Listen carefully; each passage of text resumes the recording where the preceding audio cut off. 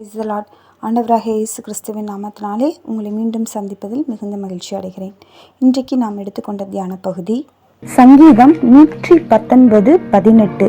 உமது வேதத்தில் உள்ள அதிசயங்களை நான் பார்க்கும்படிக்கு என் கண்களை திறந்தருளும். இது தாவீது ஏறெடுத்த ஒரு ஜெபம். இதுல என் கண்களை திறந்தருளும் தாவீது சொல்றாரு. எந்த கண்களை இங்க அவர் சொல்றாரு? ஒவ்வொரு மனிதனுக்கும் 2 விதமான கண்கள் கொடுக்கப்பட்டிருக்கிறது. ஒன்று மாம்சீக கண்கள், இன்னொன்று ஆவிக்குரிய கண்கள். மாம்சீக கண்களை பத்தி நம்ம எல்லாருக்குமே தெரியும். ஆனா ஆவிக்குரிய கண்களை பத்தி நம்ம ரொம்ப யோசிக்கிறது கிடையாது.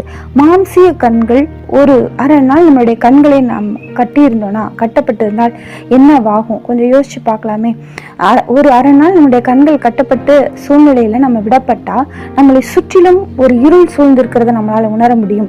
எதிர நிற்கிறவங்க யாருன்னு தெரியாது, அடுத்த ஸ்டெப் எங்க வைக்கிறதுன்னு தெரியாது, நமக்கு இருக்கிற ஆபத்துக்கள் என்னன்னு தெரியாது. இதுதான் மாம்சீகமான ஒரு கண்கள் கட்டப்பட்டா நம்ம உணர்கிற ஒரு சூழ்நிலை. அப்ப ஆவிக்குரிய கண்கள் கட்டப்பட்டா எப்படி இருக்கும் பார்ப்போம். லூக்கா 24:15. அதுல பாத்தீங்க அப்படின்னா, இயேசு கிறிஸ்து மரித்து போகிறாரு. அதுக்கப்புறம் அவர் அடக்கம் பண்ணப்பட்டு 3ஆம் நாள் உயிர் தெழுந்தாரு. இந்த விஷயங்கள் எல்லாம் எருசலேம்ல நடந்துகிட்டு பயங்கரமா இந்த விஷயங்களை பேசிட்டு இருக்காங்க. அப்ப அதை கேள்விப்பட்ட 2 சீஷர்கள் எருசலேம்ல இருந்து எம்மாவு என்ற கிராமத்துக்கு கடந்து போறாங்க. அப்படி போகும்போது அவங்களுடைய பயணத்துல உயிர்த்தெழுந்த இயேசு கிறிஸ்துவும் என்ன செய்யறாரு? இணைந்து கொள்கிறார். அப்ப அவங்களை பார்க்கும்போது அவங்க எப்படி இருந்தாங்கன்னு போட்டிருக்குன்னா, 17வது வசனத்துல துக்க முகமுள்ளவர்களாய் அவர்கள் இருந்தாங்க. அதனால இயேசு கேட்கிறாரு, ஏன் நீங்க இவ்வளவு துக்கமா இருக்கீங்க, யாரை குறிச்சு பேசிட்டு வரீங்கன்னு அவர் கேட்கிறாரு.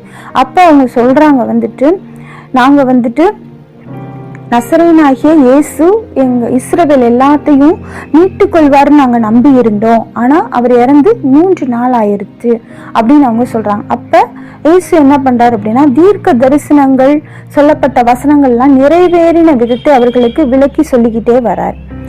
கிட்டத்தட்ட பாத்தீங்கன்னா எருசலேம்ல இருந்து எம்மாவுக்கு 7 அல்லது 8 மைல் தூரம்னு போட்டிருக்கு. அப்ப 8 மைல் தூரம் இயேசுவோடு கூட அந்த சீஷர்கள் நடந்து வந்துட்டே இருக்காங்க. ஆனா அவங்களுக்கு கூட நடக்கிறவரு யாருன்னு தெரியல. ஏன்? அவர்களுடைய ஆவிக்குரிய கண்கள் அங்கே கட்டப்பட்ட நிலைமையில இருந்தது. ஏன் கட்டப்பட்டது? கட்டப்பட்டா என்ன ஆகும்? அவங்க துக்க முகமா இருந்தாங்க. அவங்கள சுற்றிலும் ஒரு பயம் இருந்துச்சு. இயேசுவுடைய உயிர்த்தெழுதலை குறித்த சந்தேகம் இருந்தது. அவர் சொன்ன வசனங்கள் அதெல்லாம் அவங்க அந்த நேரத்துல அவங்களால அதை மறந்து போயிட்டாங்க, நினைவு கூற முடியல. இனி எதிர்காலமே நம்மளை காப்பாத்துவாரு, நம்மளை ரட்சிப்பாருன்னு நினைச்சவர் போயிட்டா இனி என்ன எதிர்காலமோ அப்படின்னு சொல்லி ஒரு குழப்பம், பயம், திகிலோட கூட அவங்க இருந்ததுனால அவங்களுடைய ஆவிக்குரிய கண்கள் அங்கே கட்டப்பட்டு போயிடுச்சு. கூட நடக்கிறவரு உயிர்த்தெழுந்த இயேசு கிறிஸ்து தான் அப்படின்னு சொல்லிட்டு அவங்களால நினைவு கூற அறிந்து கொள்ள முடியல. வேதத்துல அப்படியே போட்டிருக்க, அவரை அறியாதபடிக்கு அவர்கள் கண்கள் மறைக்கப்பட்டிருந்ததுன்னு. அப்படியே அவங்க நடந்து வரும்போது அந்த எம்மாவுன்ற கிராமம் சமீபமா வந்துட்டாங்க. உடனே சாயங்காலம் ஆன உடனே இயேசுவை நீங்களும் தங்கிட்டு போங்கன்னு சொல்றாங்க. அவர் வராரு. இப்ப பந்தி இருக்கிறாங்க. பந்தி இருக்கும்போது அவர் அந்த அப்பத்தை பிட்டு அவர்களுக்கு கொடுக்கிறாரு. அந்த அப்பத்தை வாங்கி அவங்க சாப்பிடுறாங்க. சாப்பிட்ட உடனே 31வது வசனம் சொல்லுது, அவர்களுடைய கண்கள் திறக்கப்பட்டு அவரை அறிந்தார்கள்.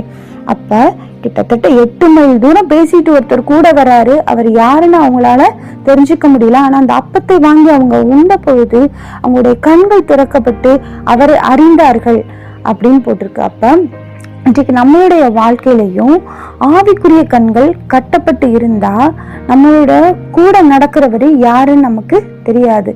நம்ம கூட நடக்கிறவரு உயிர்த்தெழுந்த இயேசு கிறிஸ்து அப்படின்றத நம்மளால அறிய முடியாத அளவுக்கு நமக்கு துக்கமும், நம்மளுடைய கஷ்டங்கள் அல்லது ஒரு நஷ்டங்கள் அல்லது எதிர்பார்ப்புகள் அல்லது நம்மளுடைய கேள்விக்குறியான எதிர்காலம், இது எல்லாமே நம்மளை சுற்றி நம்மளை வளைச்சு கொண்டுச்சு அப்படின்னா நம்மளால நம்ம கூட நடக்கிறவர் யாருன்னு நமக்கு தெரியாது. நம்ம கூட நடக்கிறவரு உயிர்த்தெழுந்த இயேசு கிறிஸ்து தான் அப்படின்னு நமக்கு தெரியணும் அப்படின்னா நம்முடைய கண்கள் திறக்கப்பட வேண்டும். என்னைக்கு ஆண்டவராகிய இயேசு கிறிஸ்துவ அறிந்தவர்கள், அவரை நோக்கி கூப்பிடுகிறவர்கள் யாரா இருந்தாலும் அவங்களுடைய பயணத்துல கண்டிப்பா அவர் கூட நடப்பார். அதனால அவர் கூட நடக்கிறாருன்னு நமக்கு தெரிஞ்சு நம்மளுடைய ஆவிக்குரிய கண்கள்ல அதை நம்ம பார்த்துட்டோம் அப்படின்னா நம்ம வாழ்க்கையில நம்ம எதிர்கொள்ற எல்லா விஷயத்தையும் நம்ம ரொம்ப அழகாவே தைரியமாவே நம்மளால அதை பார்க்க முடியும். ஏன்னா நம்ம கூட இருக்கிறவர் சகலத்தையும் வென்றவர், மரணத்தையே வென்றவர். அப்ப நமக்குரிய காரியங்கள் எல்லாமே அவருக்கு ரொம்ப சுலபமா அவர் நம்மளுடைய வாழ்க்கையில நமக்கு பெற்று தருவார். அந்த நம்பிக்கையை வேணும் அப்படின்னா நம்முடைய ஆவிக்குரிய கண்கள் திறக்கப்படணும். அதற்கு நம்ம வேத வசனத்தை நம்ம அனுதினமும் நம்ம உட்கொள்ள வேண்டும். அன்பு தகப்பனே, நாங்கள் கேட்ட சத்தியத்தின்படி எங்கள் கண்களை திறந்திருளும். உம்மை காணும்படிக்கு எங்கள் கண்களை திறந்திருளும். ஆமேன்.